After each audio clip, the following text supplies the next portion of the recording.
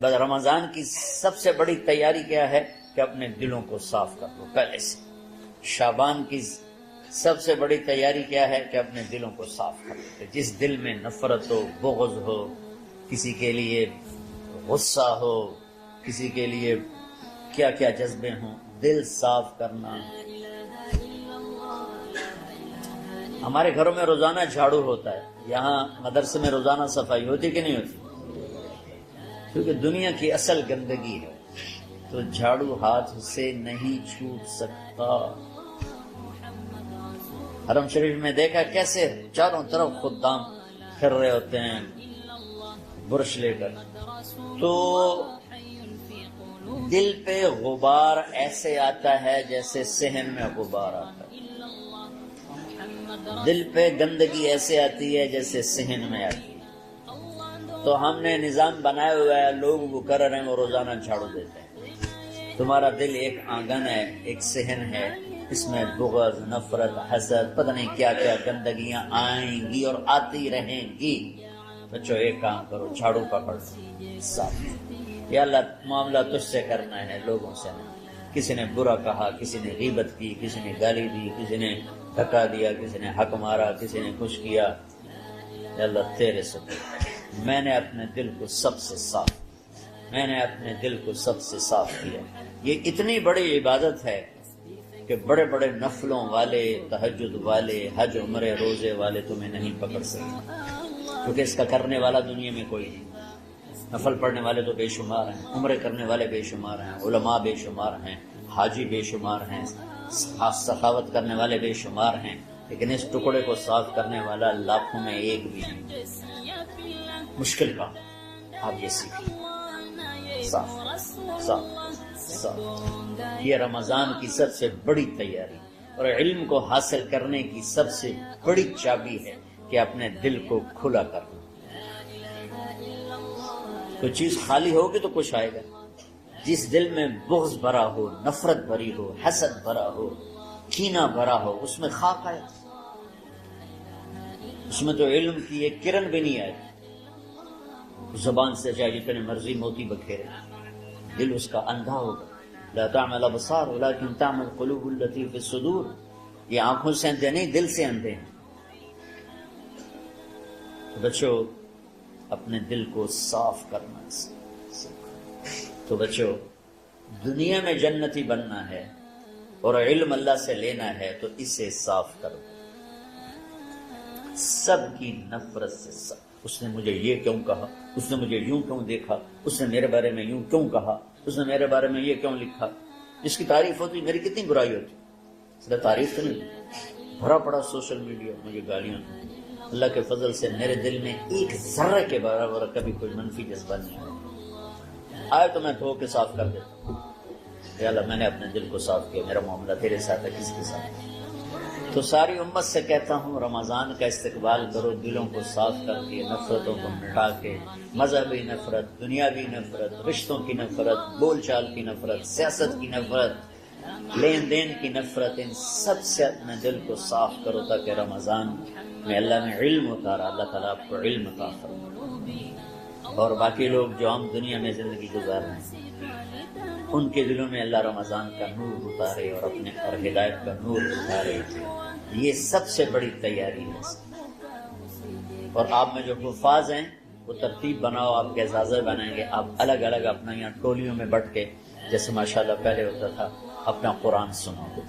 10 دن میں سناؤ، ہفتے میں سناؤ، 20 دن میں سناؤ، 3 دن میں سناؤ، تمہاری مرضی ہے.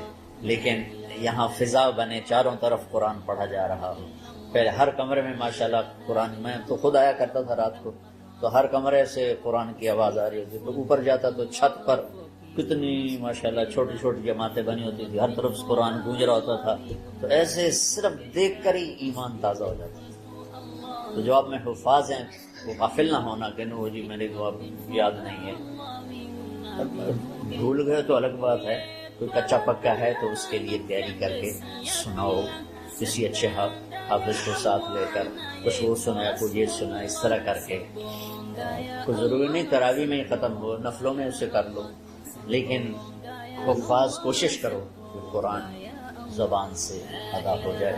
رمضان میں جو قرآن سناتا رہتا ہے اسے ساری زندگی قرآن یاد رہتا ہے، اور کسی سے گلہ ہے، غصہ ہے، ناراضگی ہے، کسی سے بولتے نہیں ہو۔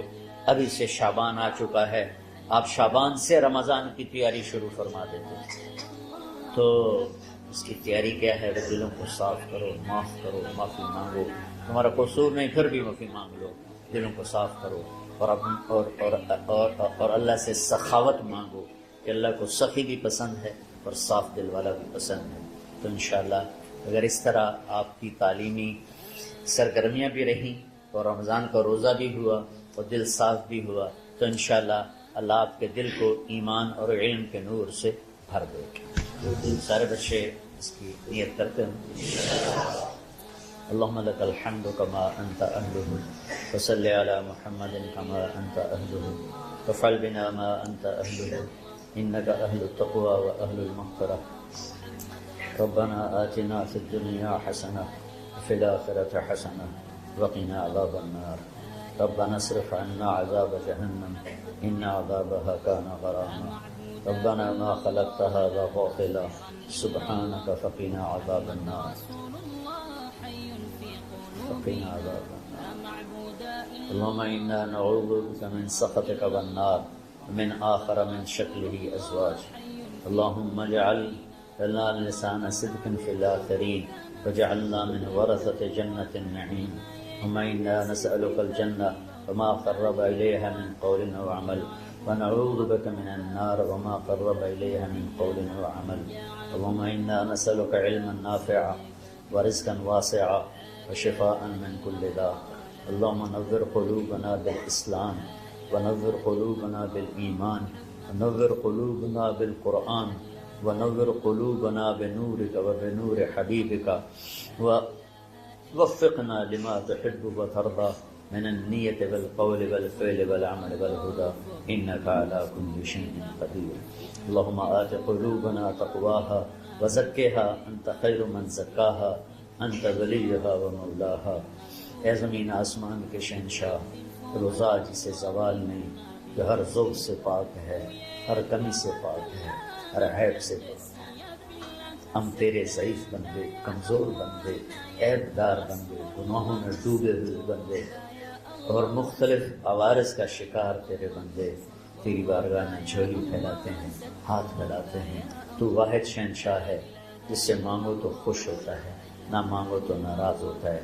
دنیا کے جتنے بادشاہ آئے یا ہیں یا آئیں گے، ان سے مانگا جائے تو وہ ناراض ہوتے ہیں، نہ مانگا جائے تو وہ خوش ہوتے ہیں۔ تو عجب شہنشاہ ہے میرے مولا، میں تیرے قربان جاؤں میرے مولا، میرا رواں رواں تجھ پر، تیرے حبیب پر قربان میرے مولا، کہ تو وہ بادشاہ ہے کہ تجھ سے نہ مانگا جائے تو تو ناراض ہو جاتا ہے، تجھ سے مانگا جائے تو خوش ہوتا ہے۔ ہمارا چہرہ تو نہیں ہے کچھ مانگنے کا، ہمارے ہاتھ تو نہیں ہے پھیلانے کے، ہماری جھولی تو نہیں ہے پھیلانے کے قابل، کہ ہمارا وجود بھی گناہوں سے گندا ہے، ہماری آنکھیں، ہمارے کان، ہمارا دماغ، ہمارے دل، ہمارے ہاتھ، ہمارے جسم کا ایک ایک بال میرے رب غفلت میں، گناہوں میں جکڑا ہوا ہے، ہماری جھولی میں چھید ہیں، ہماری جھولی داغدار ہے، لیکن میرے مولا جائیں کہاں؟ تیرے سوا کوئی جگہ ہے تو بتا دے، تیرے سوا کوئی اور ہے تو بتا دے۔ زمین و آسمان میں تو ہی ہے، وہ الذی فی السماء الہ وفی الارض الہ، زمینوں میں تیرا راج، آسمانوں میں تیرا راج۔ للہ المشرق والمغرب فینما تولوا فثم وجہ اللہ، میرے رب ہر طرف تیری قدرت کے جلوے، ہر طرف تیری طاقت کے آثار، ہر طرف تیری میرے مولا نشانیاں۔ سنریہم آیاتنا فی الآفاق وفی انفسہم حتی یتبین لہم انہ الحق، میرے مولا ذرہ ذرہ تیری ذات پر دلالت کرتا ہے، ایک حقیر سی چونٹی بھی بتاتی ہے کہ تو ہے، صرف ہمالیہ پہاڑ نہیں بتاتا کہ تو ہے، صرف زمین آسمان سورج و چاند ستارے نہیں بتاتے کہ تو ہے، تیری عزت کی قسم یہ چھوٹا سا مچھر بھی بتاتا ہے کہ اس کا بنانے والا کوئی بہت بڑا طاقتور ہے، اور ایک چونٹی چلتے ہوئے بتاتی ہے کہ اس کا بنانے والا کوئی بہت بڑا طاقتور ہے۔ میرے آقا یہ سب بچے تیرے علم کی طلب میں آئے ہیں، اور یا اللہ یہ سب تیرے راستے میں ہیں، یا اللہ انی اتوسل بہم الیک، انی اتوسل بہم الیک، انی اتوسل بہم الیک۔ یا اللہ ان بچوں کی قربانی ان کی طلب علم، ان کی راتوں کا اٹھنا، اس سے طفیل یا اللہ تو ہمارے سینوں کو علم کے لیے کھول دے. مجھے بھی اپنے خزانوں سے علم عطا فرما، ان بچوں کو، ان کے استادوں کو علم عطا فرما، اور علم نافع عطا فرما، علم شر سے حفاظت فرما. انہیں پوری امت کے لیے ہدایت کا ذریعہ بنا، پوری انسانیت کے لیے ہدایت کا ذریعہ بنا میرے مولا، اور پوری امت کی حفاظت فرما اور ہمارے دیس کی حفاظت فرما. یا اللہ یہ دیس دشمنوں میں گھرا ہوا ہے، چاروں طرف سے یلغار ہے، اندر بھی باہر بھی، اور تیرے سوا کوئی حفیظ نہیں. تو ہی ہے جس نے آگ کو ٹھنڈا کیا حضرت ابراہیم پر، اور موسیٰ کے لیے علیہ السلام کے لیے سمندر کو پھاڑا، اور مچھلی کے پیٹ میں اپنے بندے یونس کو بچایا، اور چھری کے نیچے سے تو نے اسماعیل کو بچایا. میرے مولا تیری قدرتوں کی انتہا نہیں. یہ دیس تیرے نام پہ بنا تھا، لا الہ الا اللہ پہ بنا تھا. بنانے والوں کا نعرہ کانوں میں گونجتا ہے اور کتابوں میں پڑھتے ہیں، پاکستان کا مطلب کیا؟ لا الہ الا اللہ. یا اللہ اس پورے زمانے میں 2 ریاستیں تیرے نام پہ بنی، ایک مدینہ کی ریاست اور ایک پاکستان کی ریاست. لیکن میرے مولا ہم نے تیری اس نعمت کو بہت گندا کر دیا، غلیظ کر دیا، ظلم سے بھر دیا، قتل سے بھر دیا، چوری سے بھر دیا، ڈاکے سے بھر دیا، جوئے شراب زنا سے بھر دیا، سود سے بھر دیا، کھوٹ سے بھر دیا، بددیانتی سے بھر دیا، ماں باپ کی نافرمانی سے اسے گندا کر دیا، ظلم و ستم، گالی گلوچ سے، نمازیں چھوڑ کر، روزے چھوڑ کر.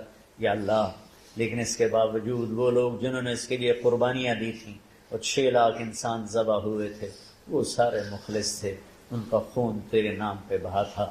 ان کی طفیل میرے مولا اس ملک کی حفاظت فرما، اس کے حکمرانوں کی، اس کے تاجروں کی، اس کی فوج کی، اس کی پولیس کی، اس کے تمام سرکاری محکموں کی، اور تمام دنیاوی محکموں کی، اور تمام یا غیر سرکاری محکموں کی، اور بازاروں کی، اور کھیتوں کی، دیہاتوں کی، شہروں کی، چاروں صوبوں کی حفاظت فرما.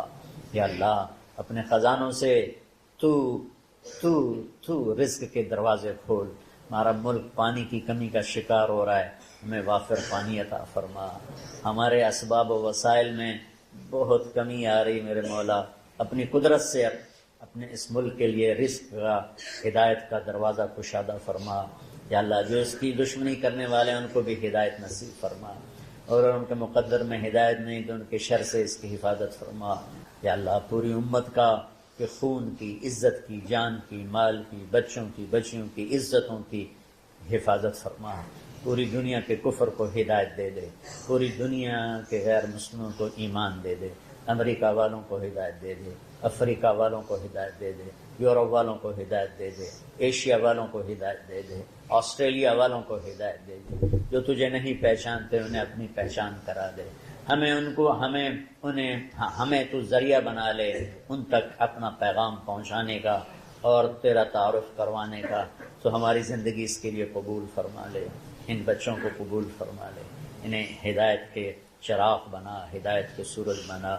ان کو، ان کے والدین کو دنیا اور آخرت کی ہر خیر نصیب فرما.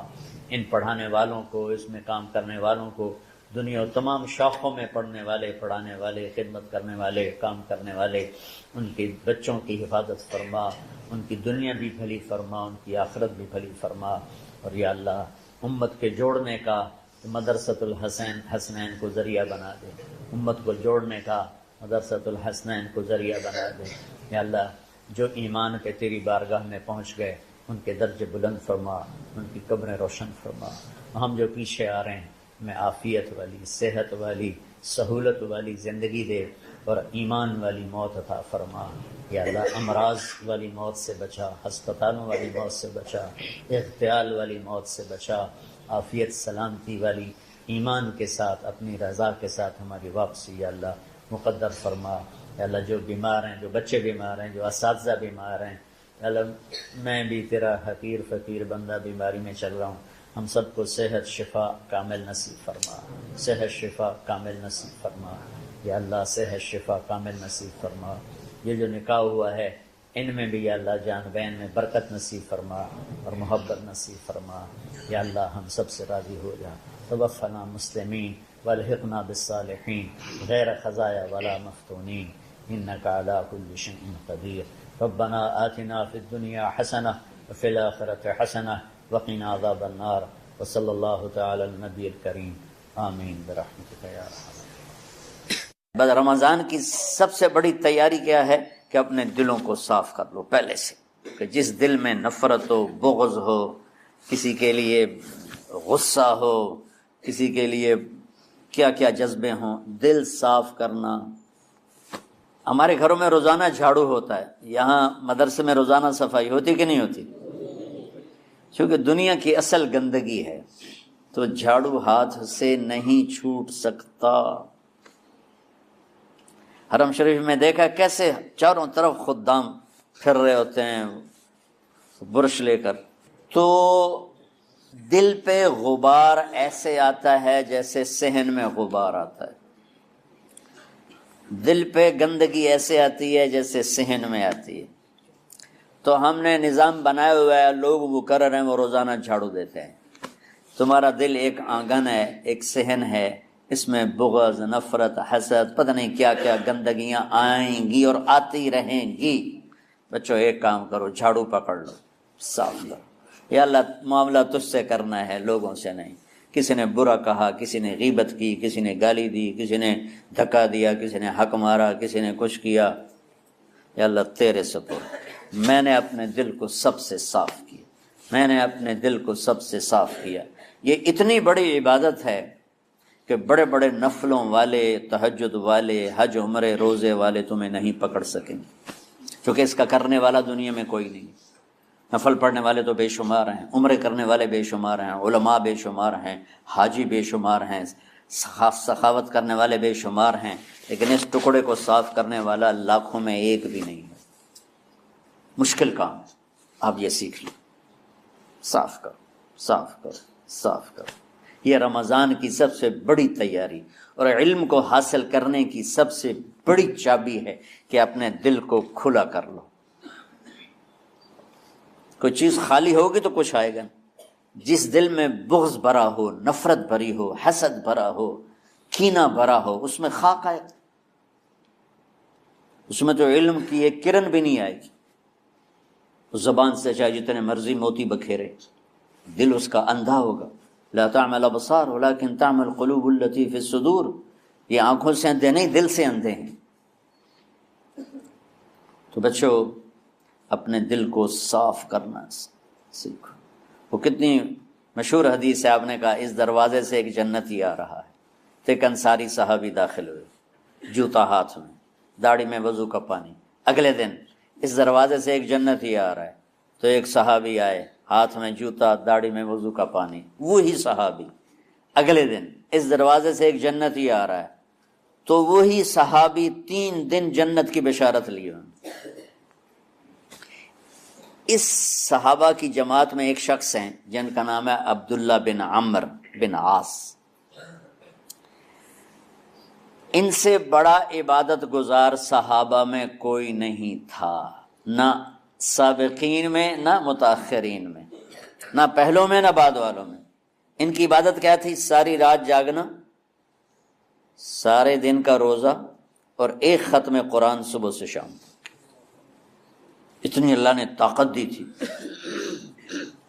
پھر وہ غلوب والی بات آ گئی، ایکسٹریم ہونے والی بات آ گئی۔ ان کی شادی والی رات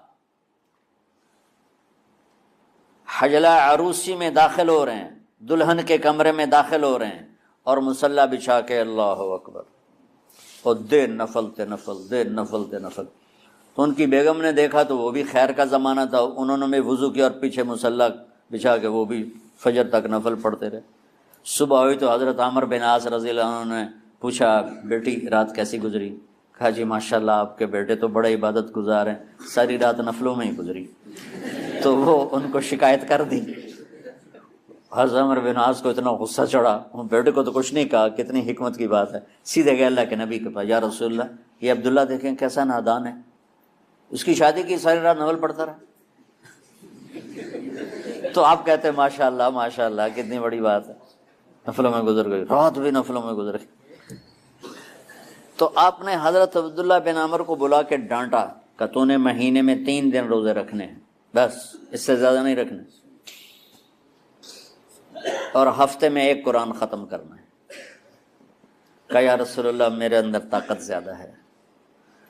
پھر اچھا 15 دن روزے رکھنے، کہنے میرے اندر طاقت زیادہ ہے. آپ اس کو تھوڑا تھوڑا کر کے گھٹاتے رہے اور وہ ہر دفعہ نہیں یا رسول اللہ میرے اندر طاقت زیادہ ہے. تو آخر میں آپ نے کہا اچھا چلو 100 میں داؤدی پہ آ جاؤ، 1 دن روزہ رکھو، 1 دن افطار کرو اور 3 دن سے پہلے قرآن ختم نہیں کرنا.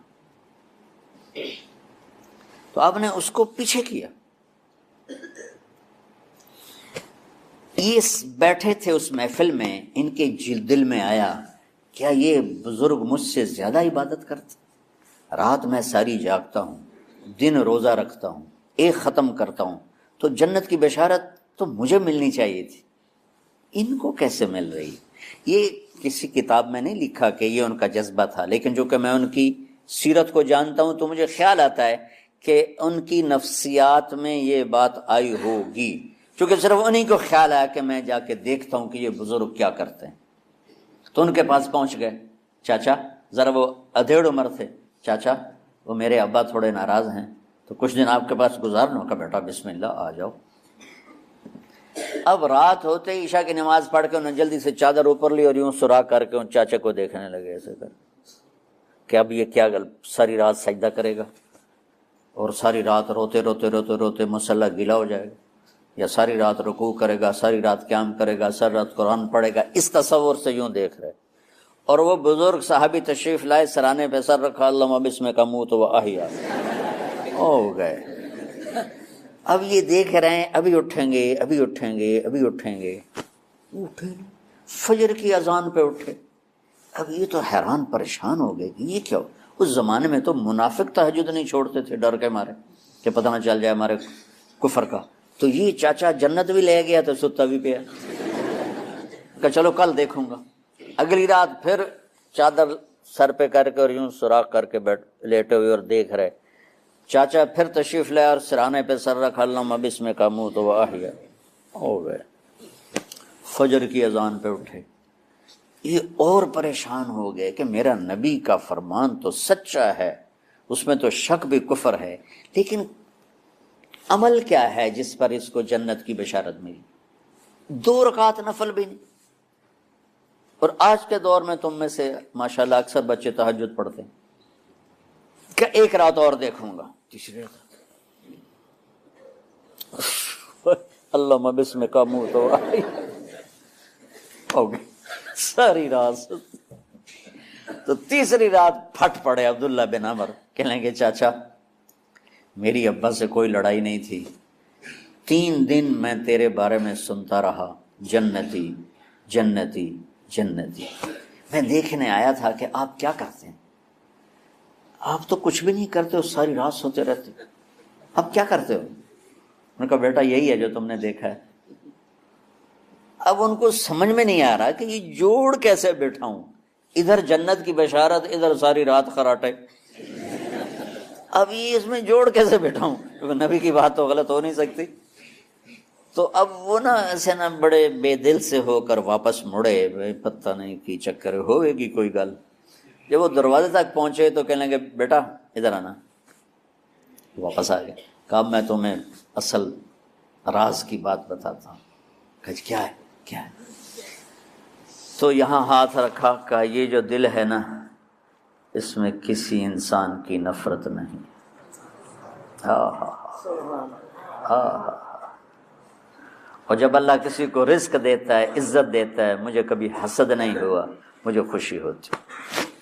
تو عبداللہ بن عمر نے کہنا تھا ہاں یہ بات ہے. نہیں، انہوں نے کہا ہاذا ہوا، اچھل کے کہنے لگے ہاذا ہوا، ہاں ہاں ہاں ہاں یہی ہے یہی ہے یہی ہے. پھر کہنے لگے چاچا پر یہ میرے بس کا نہیں ہے، کون کرے گا یہ؟ اتنے بڑے آدمی ہو کر کہہ رہے ہیں کہ یہ میرے بس کا نہیں. تو بچوں، دنیا میں جنتی بننا ہے اور علم اللہ سے لینا ہے تو اسے صاف کر دو سب کی نفرت سے. سب اس نے مجھے یہ کیوں کہا، اس نے مجھے یوں کیوں دیکھا، اس نے میرے بارے میں یوں کیوں کہا، اس نے میرے بارے میں یہ کیوں لکھا. جس کی تعریف ہوتی میری کتنی برائی ہوتی. صرف تعریف تو نہیں ہوتی، بھرا پڑا سوشل میڈیا مجھے گالیاں دیں. اللہ کے فضل سے میرے دل میں ایک ذرے کے برابر کبھی کوئی منفی جذبہ نہیں آیا. آئے تو میں دھو کے صاف کر دیتا ہوں، یا اللہ میں نے اپنے دل کو صاف کیا، میرا معاملہ تیرے ساتھ ہے، کسی کے ساتھ نہیں۔ یہی آپ رمضان کی سب سے بڑی تیاری، علم کے حاصل کرنے کا سب سے بڑا ہتھیار آپ کو بس یہ نہیں ہے کہ تمہیں کتابیں یاد ہو جائیں، تمہیں اشعار یاد ہو جائیں۔ تو ساری امت سے کہتا ہوں رمضان کا استقبال کرو دلوں کو صاف کر کے، نفرتوں کو مٹا کے، مذہبی نفرت، دنیاوی نفرت، رشتوں کی نفرت، بول چال کی نفرت، سیاست کی نفرت، لین دین کی نفرت، ان سب سے اپنے دل کو صاف کرو تاکہ رمضان میں اللہ نے علم اتارا، اللہ تعالیٰ آپ کو علم عطا فرمائے، اور باقی لوگ جو عام دنیا میں زندگی گزار رہے ہیں ان کے دلوں میں اللہ رمضان کا نور اتارے اور ہدایت کا نور اتارے۔ یہ سب سے بڑی تیاری ہے اس کی۔ اور کسی سے گلہ ہے، غصہ ہے، ناراضگی ہے، کسی سے بولتے نہیں ہو، ابھی سے شعبان آ چکا ہے، آپ شعبان سے رمضان کی تیاری شروع فرما دیتے تھے، تو اس کی تیاری کیا ہے؟ وہ دلوں کو صاف کرو، معاف کرو، معافی مانگو، تمہارا قصور نہیں پھر بھی معافی مانگ لو، دلوں کو صاف کرو، اور اللہ سے سخاوت مانگو کہ اللہ کو سخی بھی پسند ہے اور صاف دل والا بھی پسند ہے۔